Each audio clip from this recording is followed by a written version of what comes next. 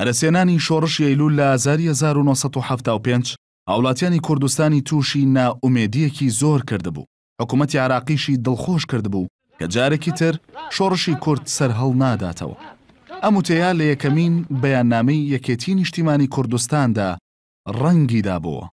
بەپێی سەرچاوە مێژوویەکان یەکێتی نیشتیمانی کوردستان 22 ئایاری 1975 لە سووریا یەکەم کۆبوونەوەی دەستەی دامێزرێنەری یەکێتی ئەنجامدرا کە لە ڕێستۆرانتی گلیگلە لە گەڕەکی ڕیورمانەی دیمەشق بەڕێوەچوو. لە کۆبوونەوەکەدا تاوتوێی ئەو بەیاننامەیە کرا کە لەلایەن تاڵەبانیەوە ئامادە کرابوو. دوای دەستکاریەکی کەم بەیاننامەکە چاپ کرا و یەکەم بەیاننامەی دامەزراندنی یەکێتی ڕاگەیەندرا کە لە ڕاگەیاندنەکانی عەرەبی لە سووریا و لوبنان بڵاو بووە. یەکی حوزەیرانی 1975 جارێکی تر ئەو بەیاننامەی کە لە دیمەشق بڵاو کرایەوە دوای دەستکاریکردن لە ئەوروپا بە چەندین زمانی عەرەبی و ئینگلیزی و ئەڵمانی و فارسی و تورکی بڵاو کرایەوە و پاشان بڕیاردرا هەر ئەو مێژووە بە فەرمی بکرێتە ڕۆژی ڕاگەیاندنی یەکێتی. یەکەم کۆبوونەوەی فراوانی دەستەی دامەزرێنەری یەکێتی لە هەفتەی کانونی یەکەمی 1975 لە دیمەشق بەڕێوەچوو کە لە جەلال تاڵەبانی و نەوشیروان مستەفا و فواد معسووم و کەمال فواد و عادل مراد و عەبدوڕەزاق فەیلی پێکاتبوون. بەو جۆرە یەکێتی نیشتیمانی کوردستان وەک ڕێکخراوێکی نیمچە بەرەیی دروست بوو کە لە کۆمەڵی مارکسی لینینی کوردستان و بزوتنەوەی سۆسیالیستی کوردستان و هێڵی گشتی پێکاتبوو.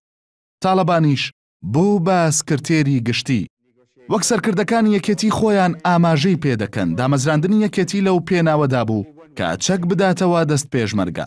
بۆیە تەنها 1 ساڵ و 3 مانگ دوای هەرەسێنانی شۆڕشی ئەیلول شۆڕشی چەکداری لە چیاکانی کوردستانەوە دەستی پێکردووە. ماوەیەکی کەم دوای دامەزراندنی یەکێتی کادر و سەرکردەکانی پارتیش لە ژێرناوی قیادە مۆقەتە دەستیان کردەوە بە جم و جۆڵ.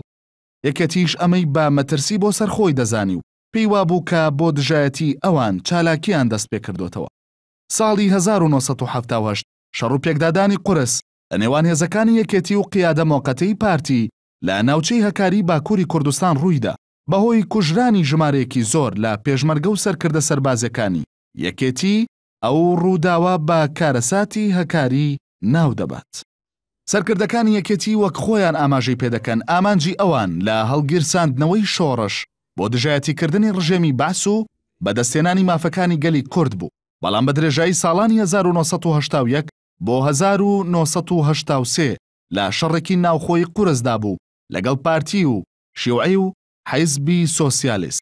دوای ڕاپەڕین یەکێتی بەشداری لە یەکەم هەڵبژاردننی پەرلەمانی کوردستاندا کرد و لەگەڵ حیزبی زەحمەتکێشان توانیان لە 143.61 دەنگەکان بەدەست بهێنن.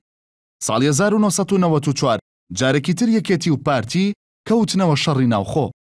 ساڵی 1996 هاوسەنگی شەڕەکە بەلای پارتی داشکایەوە و هەرێمی کوردستان بوو بە 2 ئیدارە. ساڵی 2006 بەشێکی بەرچاو لە ئەندامانی مەکتەبی سیاسی و سەرکردایەتی با سەرۆکایەتی نەوشیروان مستەفا کە جێگەری سکرتێری گشتی بوو لە یەکێتی جیابوونەوە و بزوتنەوەی گۆڕانیان پێکێنا. ئەوەش کاریگەری کردا سەر پێگەی یەکێتی لە سیاسەت و حکومڕانی هەرێمی کوردستاندا و لە حیزبی دووەمەوە کردی بە حیزبی سێهەم. بەمەش هاوسەنگی هێز لە نێوان یەکێتی و پارتیدا تێکچوو. 41 ساڵ لەمەوبەر و دوای هەرەسێنانی شۆڕشی ئەیلول دامەزراندنی یەکێتی نیشتیمانی وەک هەستانەوەی بزوتنەوەی ڕزگاری خوازانەی کورد لێک درایەوە.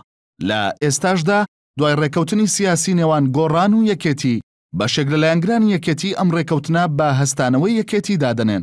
بەڵام هەستانەوەی ئەم جارەیان بۆ ڕاستکردنەوەی هاوسەنگی هێزە لە بەرامبەر پارتی دیموکراتی کوردستان بۆ ئیدارەدانی هەرێم.